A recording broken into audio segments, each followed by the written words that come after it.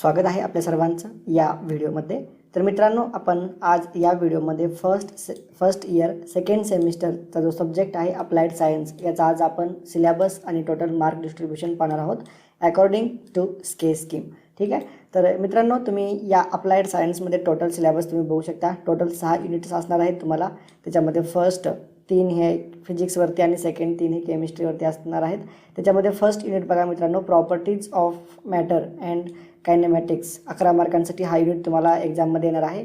त्याच्यानंतर बघा waves and oscillation 12 मार्कांसाठी हा सुद्धा युनिट तुम्हाला फायनल एक्झाममध्ये येणार आहे। त्याच्यानंतर मॉडर्न फिजिक्स आहे, त्याच्यामध्ये फोटो इलेक्ट्रिसिटी असेल, एक्सरे असतील, लेझर असेल। ठीक आहे। याच्यावरती तुम्हाला पूर्णपणे हा युनिट नंबर 3 जो आहे तो डिपेंड आहे। त्याचबरोबर त्याच्यामध्ये नॅनो टेक्नॉलॉजी सुद्धा आहे। 12 मार्कांसाठी हा सुद्धा युनिट तुम्हाला फायनल एक्झाममध्ये येणार आहे।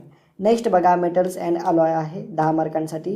त्याच्यानंतर वॉटर ट्रीटमेंट हा 11 मार्कांसाठी आणि फ्युएल अँड कंबशन हा 14 मार्कांसाठी तुम्हाला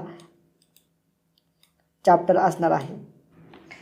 तर अशा पद्धतीने टोटल 6 युनिट आहेत मित्रांनो आणि त्याचं मार्क डिस्ट्रीब्युशन आहे। तर तुम्हाला मी थोडक्यात शॉर्टमध्ये प्रत्येक युनिटमध्ये काय काय सिलेबस आहे ते तुम्हाला शॉर्टमध्ये मी दाखवतो। तर तुम्ही बघू शकता unit number first properties of matter आणि कायनेमॅटिक्स 11 मार्कांसाठी हा युनिट आहे। त्याच्यामध्ये तुम्ही सिलेबस बघू शकता। टोटल 1.1 पासून 1.6 पर्यंत हा टोटल सिलेबस आहे।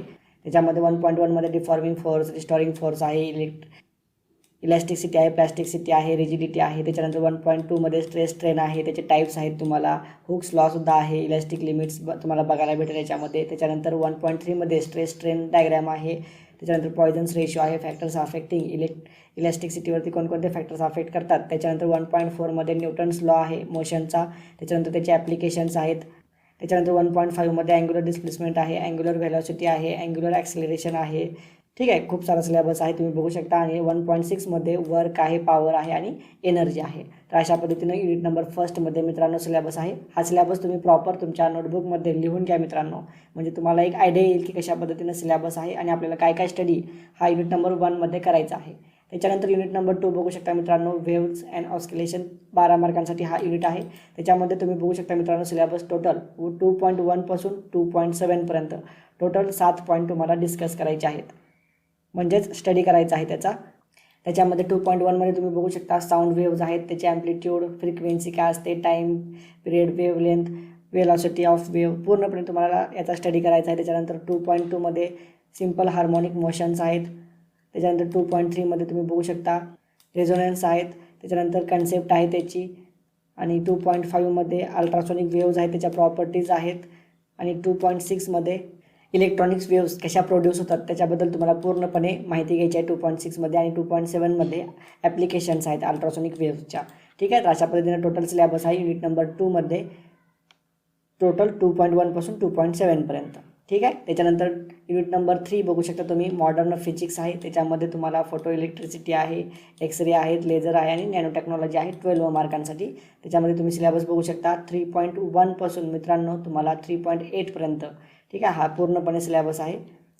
त्याच्यामध्ये तुम्ही 3.1 मध्ये बघू शकता प्लँक्स हायपोथेसिस आहे, त्याच्या प्रॉपर्टीज आहेत। 3.2 मध्ये तुम्ही बघू शकता फोटो इलेक्ट्रिक इफेक्ट आहे। त्याच्यानंतर 3.3 मध्ये बघा फोटो इलेक्ट्रिक सेल आहे, LDR आहे। त्याच्यानंतर 3.4 मध्ये प्रोडक्शन ऑफ एक्सरे आहे, एक्सरेच्या रेज कशा पद्धतीने प्रोड्यूस होतात। त्याच्यानंतर 3.5 मध्ये तुम्ही बघू शकता लेझर आहे। त्याच्यानंतर 3.6, 3.7 मध्ये बघू शकता इंजिनिअरिंग ॲप्लिकेशन्स ऑफ लेझर्स आणि 3.8 मध्ये नॅनो टेक्नॉलॉजी आहे। अशा पद्धतीने टोटल सिलेबस आहे मित्रांनो तुम्हाला युनिट नंबर 3 मध्ये 12 मार्कांसाठी।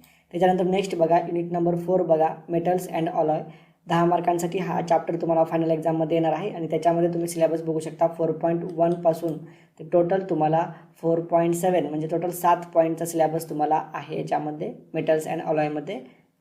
त्याच्यामध्ये तुम्ही बघू शकता 4.1, 4.2 मेटल्सवरती आहे, 4.3 त्याच्यामध्ये मेटलर्जी आहे, 4.4 मध्ये तुम्ही बघू शकता मेकॅनिकल प्रॉपर्टीज ऑफ मेटल आहे, 4.5 मध्ये अलॉय आहे। त्याच्यानंतर प्रिपरेशन मेथड्स ऑफ अलॉय अशा पद्धतीनं प्रिपरेशन केलं जातं ते आहे त्याच्यामध्ये 4.6 मध्ये। आणि 4.7 मध्ये क्लासिफिकेशन ऑफ अलॉय आहे। ठीक आहे। अशा पद्धतीने सिलेबस आहे टोटल युनिट नंबर 4 मध्ये। त्याच्यानंतर नेक्स्ट युनिट बघा वॉटर ट्रीटमेंट 11 मार्कांसाठी आहे। हा पण युनिट तुम्हाला एन्व्हायरमेंटमध्ये सुद्धा नंतर पाहायला भेटेल मित्रांनो. वॉटरवरती कशा पद्धतीने ट्रीटमेंट केल्या जातात त्याच्यामध्ये सिलेबस बघा. टोटल 5.1 पासून टोटल 5.6 म्हणजे टोटल 6 पॉईंट आहेत. त्याच्यामध्ये बघा हार्ड अँड सॉफ्ट वॉटर आहे, त्याचे कॉजेस आहेत, हार्डनेसचे, त्याच्यानंतर टाईप्स आहेत. नेक्स्ट बघा hard water in boilers and त्याचे प्रिव्हेन्शन्स आहेत. 5.3 मेथड्स ऑफ वॉटर सॉफ्टनिंग आहे. त्याच्यानंतर पोर्टेबल वॉटर ट्रीटमेंट आहे. तर त्याच्यामध्ये वेगवेगळ्या प्रोसिजर आहेत मित्रांनो. सेडिमेंटेशन असेल, कॉग्युलेशन असेल किंवा फिल्ट्रेशन असेल.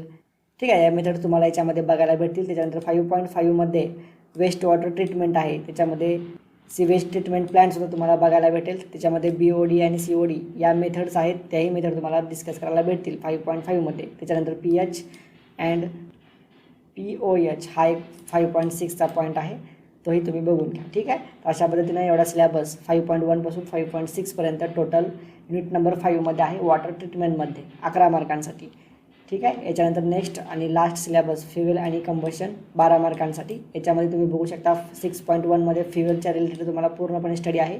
6.2 सॉलिड फ्युएल्स आहेत, 6.3 लिक्विड फ्युएल्स आणि 6.4 गॅसियस फ्युएल्स आहेत मित्रांनो.